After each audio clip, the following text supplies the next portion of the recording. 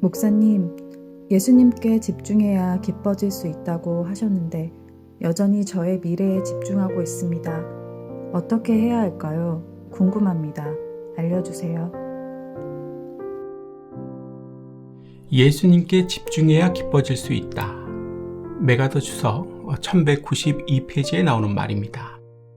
이렇게 예수님께 집중을 해야 내가 기뻐질 수 있는데 예수님께 집중은 하지 않고 계속해서 나의 미래에만 집중을 하고 있다는 질문입니다. 참 속상하시겠죠? 그런데 그 사실을 아는 것이 희망이 있는 것입니다. 영적인 상태에 대해 아무런 관심도 없이 그냥 사는 사람들 너무 많습니다. 그런 분들 예배 시간에 어떻게 하는지 아십니까? 한숨을 푹푹 내쉬고 눈을 감습니다. 지옥 갈 사람이라는 것을 자기도 모르게 광고하고 있는 것입니다. 지옥 갈 사람이란 영적인 것에 관심이 없는 사람입니다. 듣기 싫으니까 빨리 끝내라는 표시입니다. 또 표현입니다. 하나님께서는 이러고 있는 사람을 보고 뭐라고 하실까요? 대답해 보세요. 나 자신에 대해서 심각해지셔야 하는 것입니다. 앞으로는 절대 이렇게 하고 살지 마십시오. 영적인 상태에 대해 깊은 관심을 가지고 그렇게 사십시오. 또 고민하며 사십시오. 그렇게 사는 것이 나에게 주신 삶에 대한 최소한의 예의입니다. 세 부분으로 나누어서 자신의 미래가 아닌 예수님께 집중할 수 있는 방법 말씀드리겠습니다. 첫 번째 부분은 성령과 구원을 받는 것에 대한 것입니다. 이게 기본이고 첫째입니다. 두 번째 부분은 마땅히 전념해야 하는 것에 전념하는 것입니다. 그리고 마지막 세 번째 부분은 사탄의 공격을 알아야 하는 것입니다. 첫 번째 부분입니다. 나 자신의 미래가 아닌 예수님께 집중할 수 있는 방법은 성령과 구원을 받아야 하는 것입니다. 성령을 받는 방법 무엇입니까? 사도행전 2장에 기록되어 있습니다. 그러므로 이스라엘 온 집안은 확실히 알아두십시오. 하나님께서는 여러분이 십자가에 못 박은 이 예수를 주와 그리스도가 되게 하셨습니다. 사람들이 이 말을 듣고 마음이 찔려서 형제자매 여러분, 우리가 어떻게 하면 좋겠습니까? 하고 베드로와 다른 사도들에게 말하였다. 베드로가 대답하였다. 회개하십시오. 그리고 여러분은 각각 예수 그리스도의 이름으로 침례를 받고 죄의 용서함을 받으십시오. 그러면 성령을 선물로 받을 것입니다. 이 약속은 여러분과 여러분의 자녀와 또 멀리 떨어져 있는 모든 사람들, 곧 주 우리 하나님께서 부르시는 사람 모두에게 주신 것입니다. 성령을 받는 방법 무엇이라고 가르쳐 줍니까? 회개하는 것입니다. 회개해서 성령을 받는 것입니다. 장경동 목사님께서는 회개란 똥을 치우는 것이라고 설명해 주셨습니다. 뭐라고 설명하셨다고요? 회개란 똥을 치우는 것이다. 내 안에 있는 죄를 버리는 것이다. 역시 장경동 목사님입니다. 다른 어떤 설명보다 더 실감이 나는 설명입니다. 그런데 이상한 것은 성도님들에게 회개하라고 하면 아주 과민한 반응을 보이면서 싫어합니다. 침례 요한도 회개하라고 했고 예수님께서도 하신 것입니다. 그런데 싫어합니다. 매우 기분 나빠합니다. 왜 그럴까요? 한마디로 교만해서 그런 것입니다. 회개하십시오. 지은 죄를 용서를 받으십시오. 성령을 받는 방법입니다. 이번에는 갈라디아서 3장으로 가봅니다. 내가 너희에게서 다만 이것을 알려하노니 너희가 성령을 받은 것이 율법의 행위로냐 혹은 듣고 믿음으로냐. 또 성령을 받는 방법이 무엇이라는 것입니까? 듣고 믿음으로입니다. 우리가 말씀을 듣고 그 말씀을 믿음으로 성령을 받게 되는 것입니다. 성령을 받는 방법은 이렇게 명확합니다.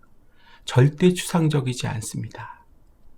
성령을 받는 방법, 크게 사도행전과 갈라디아서를 통해 살펴봤지요. 따라해 볼까요? 성령은 회개와 믿음을 통해서 받는다. 그렇다면 구원은 어떻게 받을까요? 다 아시는 대로 복음을 들음으로 해서 구원을 받는 것입니다. 아무리 생각해도 내가 구원받은 사람 같지 않다면 전도사님이나 셀장님을 통해서 나에게 복음을 다시 전해 달라고 하십시오. 그렇게 해서 복음을 처음부터 다시 듣는 것입니다. 이게 제일 바른 방법입니다. 기도원에 가실 필요 없습니다. 또 용하다고 하는 다른 목사님 만날 필요 없습니다. 이번에는 두 번째 부분입니다. 나 자신의 미래가 아닌 예수님께 집중할 수 있는 방법은 마땅히 전념해야 하는 것에 전념하는 것입니다. 초대교회 성도들이 이렇게 했습니다. 정확하게 다음의 것들에 전념했습니다. 사도행전 2장입니다. 그 말을 받은 사람들은 침례를 받음에 이 날의 신도의 수가 3,000이나 더하더라. 그들이 사도의 가르침을 받아 서로 교제하고 떡을 떼며 오로지 기도하기를 힘쓰니라. 사도의 가르침, 교제와 떡을 떼는 성찬, 그리고 기도에 전념했습니다. 우리말 성경에는 오로지라는 말이 기도 앞에만 나와 있기 때문에 기도하는 것만 전념한 것으로 오해하기 쉬운데 가장 대표적인 영어 성경인 NIV 성경만 보더라도 devoted to 다음에 이 네 가지가 다 나옵니다. 그러니까 가르침, 교제, 성찬, 기도 이 네 가지 모두의 초대교회 성도들은 전념했다는 것입니다. 실제로 있었던 일인데요. 제가 하도 고마워서 10년이 지난 지금까지도 기억하고 있습니다. 어느 성도님 댁을 갔습니다. 그런데 책상 옆에 벽에 보니까 무엇인가 메모를 해놓은 것이 많이 붙어 있었습니다. 궁금해서 제가 봤더니 다른 게 아니라 제가 설교한 내용을 붙여 놓은 것이었습니다. 놀랍기도 하고 쑥스럽기도 해서 제가 물었습니다. 성도님, 왜 이렇게 설교한 것을 붙여 놓으셨어요? 그 성도님은 웃으면서 대답하셨습니다. 목사님께서 설교하신 것을 이렇게 붙여놓고 매일 보면 좋아서요. 이 성도님, 정말 우리 교회에서 신앙생활 하는 것을 다른 성도님들에 비해 2배는 더 기뻐하시고 좋아하셨던 것 같습니다. 그리고 지금까지도 한결같으십니다. 제가 왜 이런 이야기를 하는지 아십니까? 이 성도님과 같이 우선 설교 말씀부터 초대교회식으로 하면 사도의 가르침부터 전념을 해 보시라는 것입니다. 이렇게 할 때 예수님께 집중하고 있다는 것을 느끼실 것이고 이로 인해 기쁨이 생기게 될 것이기 때문입니다. 설교 말씀부터 전념하십시오. 순서가 설교 말씀부터입니다. 이번에는 마지막 세 번째 부분입니다. 나 자신의 미래가 아닌 예수님께 집중하는 방법은 사탄의 공격을 알아야 하는 것입니다. 사탄의 공격. 사탄은 나를 어떻게 공격할까요? 진지하게 시간을 들여 생각해 보신 적 있으십니까? 잘못된 생각을 가지게 하고 화가 나게 해서입니다. 따라해 볼까요? 잘못된 생각을 가지게 하고 화가 나게 해서 사탄은 나를 공격한다. 요한복음 13장입니다. 마귀가 벌써 시몬의 아들 가룟 유다의 마음에 예수를 팔려는 생각을 넣었더라. 가룟 유다의 예수님을 팔려는 생각, 완전히 잘못된 생각이죠. 사탄은 이렇게 잘못된 생각을 넣어줍니다. 이것이 창세기 3장에서부터 확인된 기본 공격 방법입니다. 나중에 가룟 유다가 뉘우치기는 했지만 늦었습니다. 그래서 오늘도 내가 하는 생각들을 조심조심 잘 분별할 수 있어야 하는 것입니다. 이번에는 마태복음 26장입니다. 좀 더 넓게 보겠습니다. 그러나 제자들은 이것을 보고 분개하여 무엇 때문에 이렇게 낭비하시오. 이 향유를 비싼 값에 팔아 그 돈을 가난한 사람들에게 줄 수도 있지 않았소 하였다. 그러자 예수님은 그들의 생각을 아시고 이렇게 말씀하셨다. 왜 그 여자를 괴롭히느냐? 그녀는 나에게 좋은 일을 하였다. 가난한 사람은 항상 너희와 함께 있으나 나는 너희와 항상 함께 있는 것이 아니다. 이 여자는 내 몸에 향유를 부어 내 장례를 준비하였다. 내가 분명히 말해둔다. 세상 어디든지 이 복음이 전파되는 곳에는 이 여자가 한 일도 알려져서 사람들의 기억에 남을 것이다. 그때 12 제자 중에 하나인 가룟 유다가 대제사장들에게 가서 내가 예수를 당신들에게 넘겨주면 얼마나 주겠소 하고 묻자 그들은 은하 30개를 세워주었다. 그때부터 유다는 예수님을 넘겨줄 기회를 찾기 시작하였다. 예수님을 팔려는 잘못된 생각을 넣어준 사탄은 향유 문제에 대해서도 가룟 유다에게 잘못된 생각을 넣어줍니다. 그래서 잘못된 생각을 가지게 하고 하게 하고 지속하게 합니다. 쉽게 고집을 세우게 한다는 뜻입니다.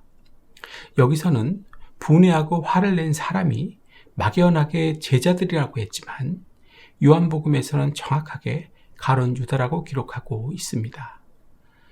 사탄은 향유를 사용하는 것에 있어서도 잘못된 생각을 가지게 하고 그 생각을 고치지 않고 계속해서 유지하게 만듭니다. 즉 사탄은 자기 마음대로 생각하게 하고 그 고집을 가지게 몰아간다는 것입니다. 혹시라도 이러한 경험 있으셨습니까? 사탄이 나를 공격했다는 것을 지금이라도 알아야 할 것입니다. 이렇게 공격당한 가룟 유다 어떻게 됐습니까? 15절과 같이 곧장 예수님을 팔아버렸습니다. 사탄이 분과 화를 계속되게 만들어서 이렇게까지 했다는 것입니다. 똑똑히 기억하십시오. 이게 사탄의 공격입니다. 따라해 볼까요?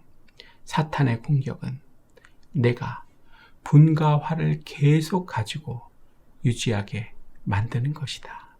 그 상태로 교회 다니게 하는 것이다. 조금만 기다려 보십시오. 교회 못 다닙니다. 가룟 유다가 예수님을 버린 것 같이 그 소중했던 교회를 버리게 되는 것입니다. 사랑하는 여러분, 지금 가룟 유다와 같이 분하고 화가 나 있으십니까? 자주 습관적으로 분하고 화가 나십니까? 내 마음, 내 생각대로 하고 싶고 고집대로 살고 싶습니까? 사탄에게 공격당하고 있어서 그런 것입니다. 다시 말씀드립니다. 예수님을 버리게 만든 것과 같이 교회를 못 다니게 하려고 나를 이렇게 공격하는 것입니다. 하나님의 말씀으로 들으실 수 있기를 바랍니다. 이제 말씀을 마치려고 합니다. 나의 미래가 아닌 예수님께 집중할 수 있는 방법 무엇이었습니까? 첫째, 성령과 구원을 받는 것입니다. 둘째, 마땅히 전념해야 하는 것에 전념하는 것입니다. 셋째, 사탄의 공격을 알아야 하는 것입니다. 하지만 또다시 나의 미래에 집중하며 살게 될 것 같지 않으십니까? 다음의 두 말씀을 항상 묵상하고 사십시오. 하나님께서 반드시 지켜주실 것입니다. 잠언 16장 9절 사람이 마음으로 자기의 길을 계획할지라도 그의 걸음을 인도하시는 이는 여호와시니라. 마태복음 6장 26절 27절 공중의 새를 보라. 심지도 않고 거두지도 않고 창고에 모아들이지도 아니하되 너희 하늘 아버지께서 기르시나니 너희는 이것들보다 귀하지 아니하냐. 너희 중에 누가 염려함으로 그 키를 한 자라도 더할 수 있겠느냐. 나 자신의 미래에 집중하시지 말고 이제는 사실 수 있기를 바랍니다. 예수님께 집중하셔서 하루하루가 사는 것이 이제는 기쁘실 수 있기를 축복합니다. 오늘은 여기까지 하겠습니다. 여러분 잘 들어주셔서 감사합니다.